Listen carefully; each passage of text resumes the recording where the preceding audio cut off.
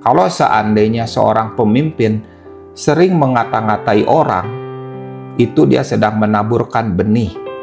Bagaimana jemaat belajar seperti ini ya, mengata-ngatai orang.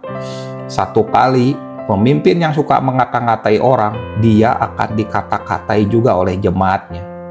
Kalau pemimpinnya senang gosip, jemaatnya belajar, oh pemimpinku senang gosip, berarti kami pun harus senang gosip. Karena kalau pemimpin mengajar, walaupun tidak dalam mimbar, tapi dia senang dengan gosip, itu menunjukkan bahwa jemaatnya adalah jemaat juga penggosip. Semuanya tidak terlalu jauh, seperti apel tidak jauh dari pohonnya. Kalau jemaat itu senang gosip, kurang lebih begitu pemimpinnya.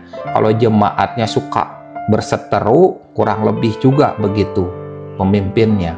Jadi ayat ini adalah ayat yang sinkron, di mana kita memperhatikan loyalitas kita kepada pemimpin tidak absolut, tidak mutlak. Sejauh pemimpin itu tetap mengikut Kristus, tunduk dan taat kepada Kristus, tunduk dan taat kepada kehendaknya, maka kita akan menjadi pengikutnya. Seperti yang Paulus katakan, jadilah pengikutku sama seperti aku juga menjadi pengikut Kristus. Tapi kalau ketika pemimpinnya mulai melenceng pengajarannya itu pengalaman pribadi dan itu menjadi supaya semua orang mengikutinya, kalau saya bukan tipe begitu. Setiap pengajaran harus diuji, harus diperhatikan, harus melewati waktu yang panjang, dan kebenaran itu harus tidak tergoyahkan. Makanya itu juga pengajaran juga tidak menjadi batu sandungan. Makanya setiap kebenaran harus diuji, harus melewati tes yang panjang, sehingga kita setiap kali launching sebuah kebenaran, tiap-tiap orang yang mendengarnya tahu itu kebenaran. Nah, di sini perhatikan baik-baik. Ayat yang tadi, jadilah pengikutku sama seperti aku juga menjadi pengikut Kristus, itu berarti orang-orang menjadi pengikutnya selama ia menjadi pengikut Kristus. Apakah mudah menilai seorang tetap mengikut Kristus atau tidak? Kelihatan.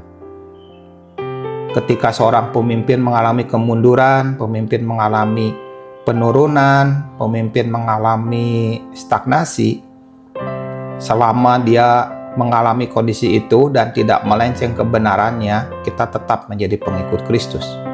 Pengikutnya dia, karena dia adalah tetap pengikut Kristus. Tapi ketika pemimpin-pemimpin hidupnya nggak sinkron dengan kebenaran, nggak sinkron dengan tata krama atau tata susila, itu perlu diperhitungkan. Layaknya seorang pemimpin seperti tadi, bahwa dipercayai dan integritas itu adalah dua hal yang harus berjalan, seperti kaki kanan dan kaki kiri.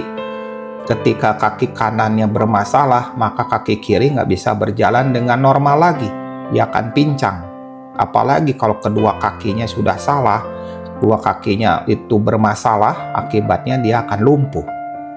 Demikianlah yang harus diperhatikan, bahwa seorang orang yang mengikuti pemimpinnya itu harus menjadi pengikut selama dia pemimpinnya menjadi pengikut Kristus.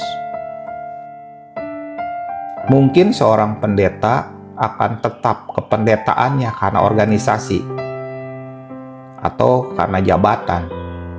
Bahkan sampai di batu nisan pun tetap tertulis seorang pendeta telah meninggal dengan tenang.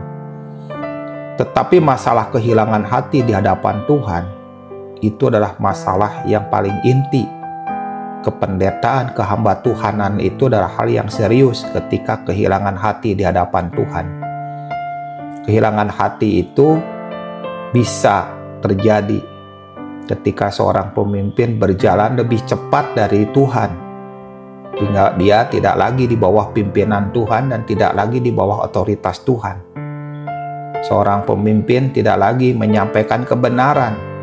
Dia memilih pengajaran-pengajaran yang menyenangkan telinga, mengikuti arah market, supaya tidak ditinggalkan oleh penonton dan pendengarnya. Kalau pemimpin sudah mulai arahnya mengejar penonton dan pendengar, bukan murid Kristus, satu kali penonton dan pendengar akan meninggalkannya. Kenapa? Karena mereka lama-lama juga bosan mendengar, dan yang paling salah adalah pemimpin tidak menciptakan yang Tuhan suka, tetapi pemimpin itu menciptakan penonton dan pendengar.